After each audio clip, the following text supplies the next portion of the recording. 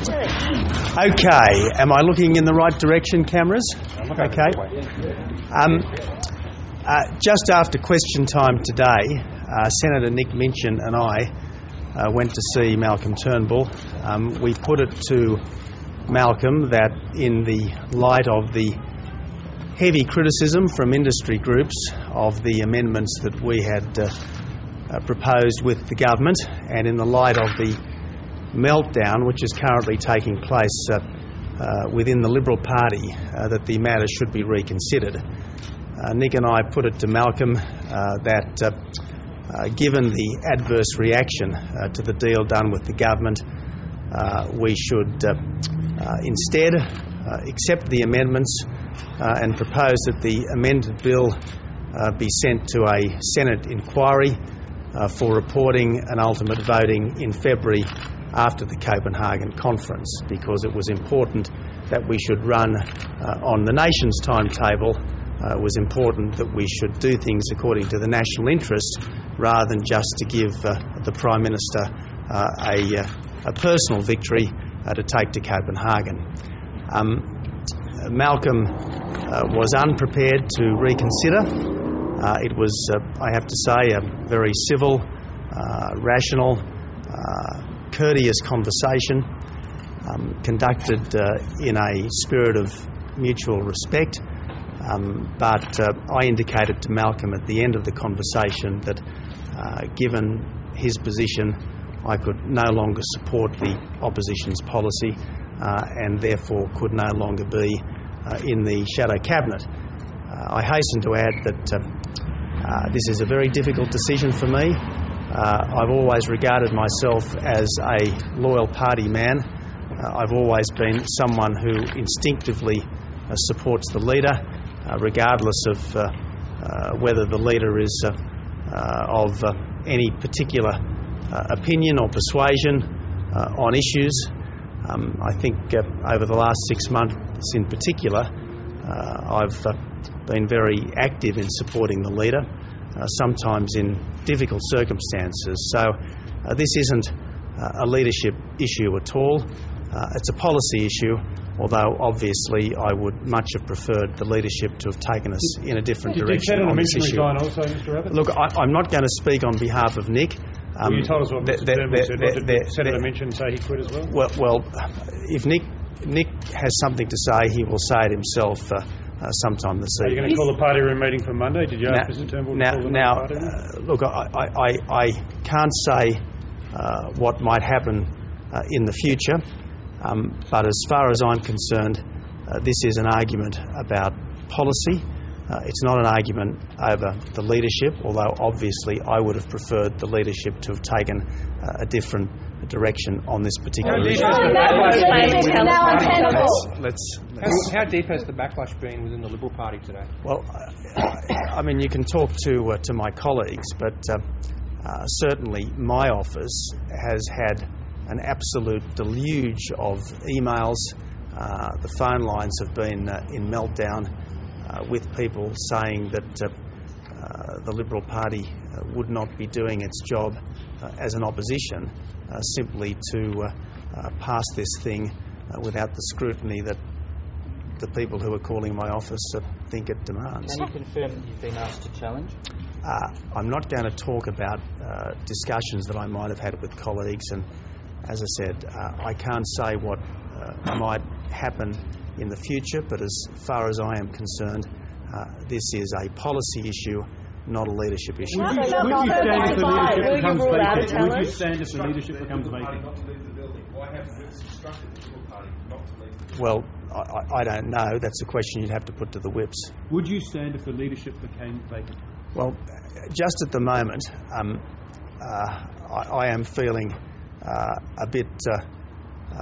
I mean, this has been a pretty heavy week, as you can imagine. And for someone who has, I think, the record of loyalty to the party and to the leader that I've had, this has been an incredibly momentous decision. And as I said, all I'm thinking about at the moment is the policy. Would you answer and the important thing is to get the policy right. Can you answer the question? Can you answer the question? Well, look, I don't know what might happen in the next few days.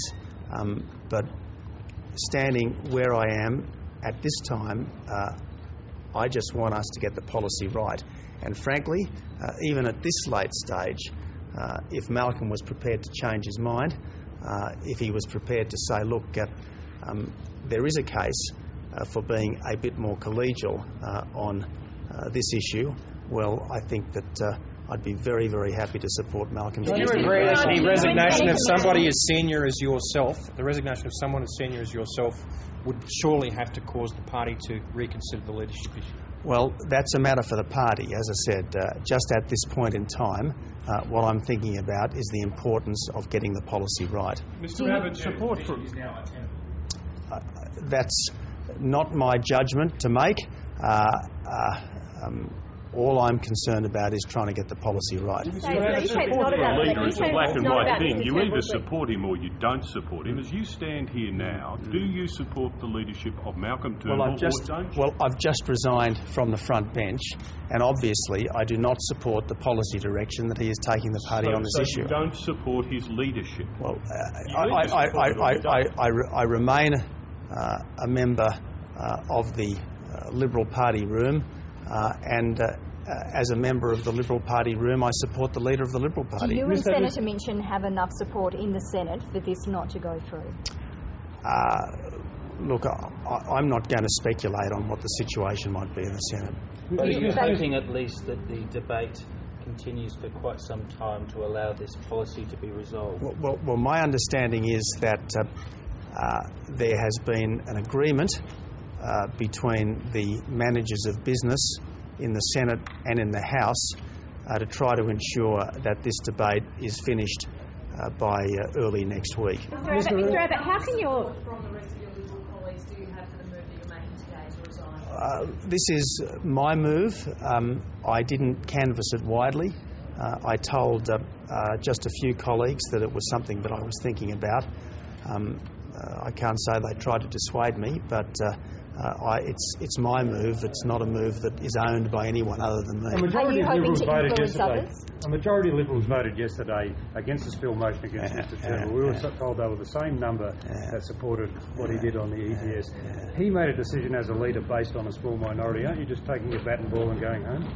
Well, I mean, Malcolm and I have been discussing this issue for quite a long time, and Malcolm knows that it's now some time since I decided that the politics of this for our side were becoming incredibly difficult, and that the important thing was keeping the team together. And Malcolm has known for some time that the course of action which he has ultimately decided upon would, in my view, have had very difficult consequences for our unity. Well, after this 2 days ago, before the spill motion and indeed immediately after the shadow cabinet meeting. I think all of us were so shell-shocked, Michelle, by the party room debate. I think we all needed a bit of time to calm down and collect our thoughts. After this past week, why would the Australian public even think of voting for the coalition at the next election? Plainly, we have been through a difficult time, and I think it's important that the party regroup, but I think that it would be much better if we regrouped on the basis of a policy that we could all support. That was why both Nick and I thought that it was important for Malcolm to reconsider, and why we put that proposition to him. You say the party's in meltdown, Tony. Is the only way to resolve this is through a leadership ballot? Repeat that, please. Well, you say that the party is in meltdown. It's been in meltdown this week. They're very strong words. Is a leadership ballot the circuit breaker the only way in which you can put things back together again? Well, I'm not calling for one, and all I'm focusing on at the moment is the policy issue, and I think whatever happens, it's important that we find a policy on this issue that we can all support. But you wouldn't rejoin the front bench. must know that you can talk about the policy issue, but you can't disconnect it from leadership. You're talking about leadership yourself now, so you must know what your actions are going to do to the leadership of Malcolm. I accept that Malcolm would have preferred that I didn't do this, but I also think it's important where you find that you can no longer support the policy that the leadership has adopted, that you take the honourable course. Thanks very much. Are you